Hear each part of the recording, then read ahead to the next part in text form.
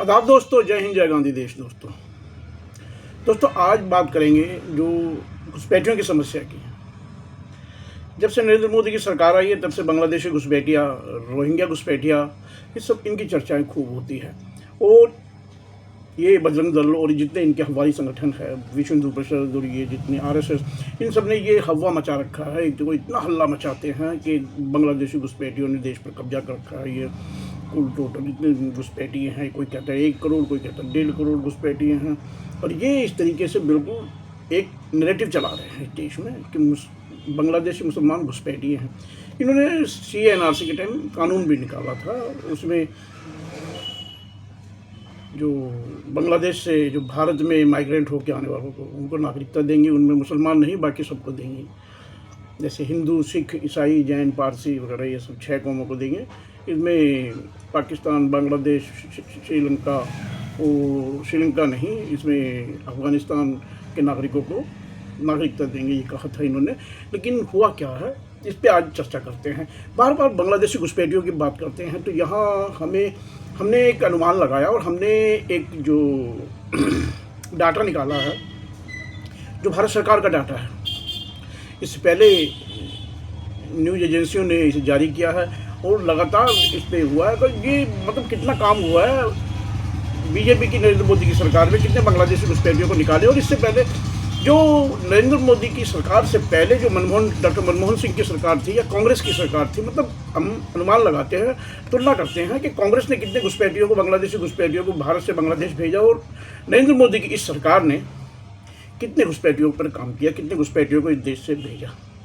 हमने जो लगाया तो वो यहाँ हम सूची पेश कर रहे हैं, उसे आप भी देखेंगे और दोनों का तुलनात्मक अध्ययन करेंगे आप कि ग्राउंड लेवल पे हकीकत क्या है।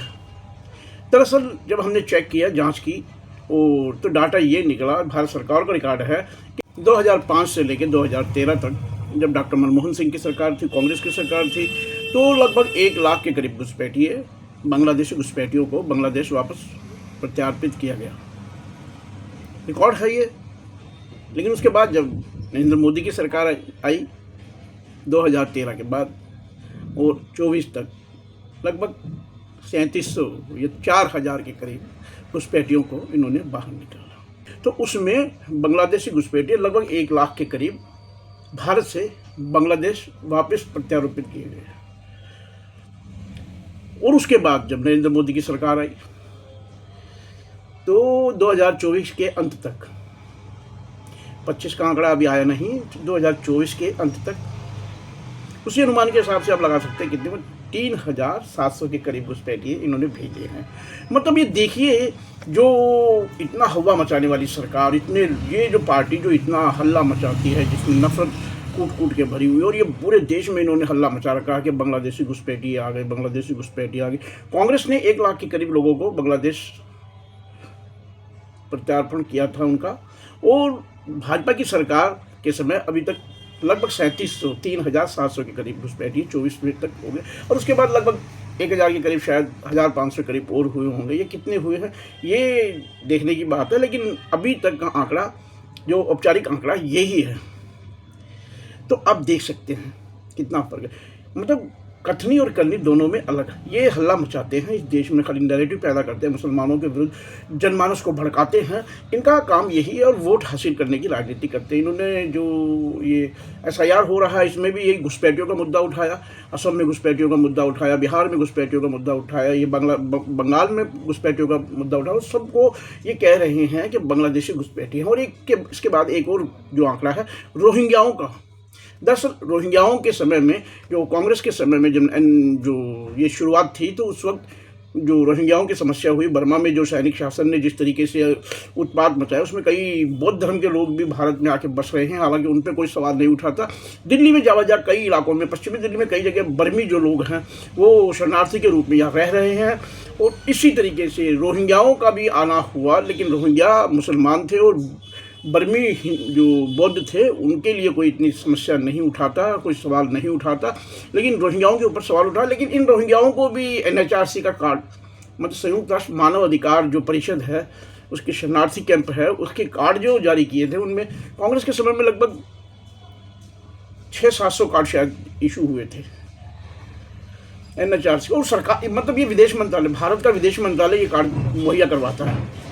उसके बाद नरेंद्र मोदी की 13 में सरकार आई, तब से अब तक लगभग 14-15 हज़ार, ये मैं 2 साल पहले के आंकड़े बता रहा हूँ, 14-15 हज़ार लोगों को, रोहिंग्याओं को सरकार ने NHRC कार्ड जारी करवाए। अब NHRC कार्ड जब सरकार शरणार्थियों के कार्ड इनको जारी करवाती है तो फिर समस्या ये है, तो रोहिंग्या कहाँ से हुए?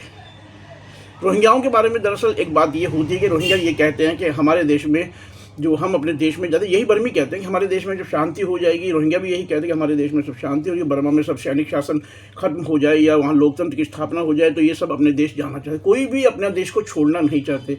और रोहिंग्याओं का जो मूल है, इनकी भाषा जो अपभ्रंश बंगाली भाषा है, असमिया और बंगाली भाषा की अपभ्रंश है।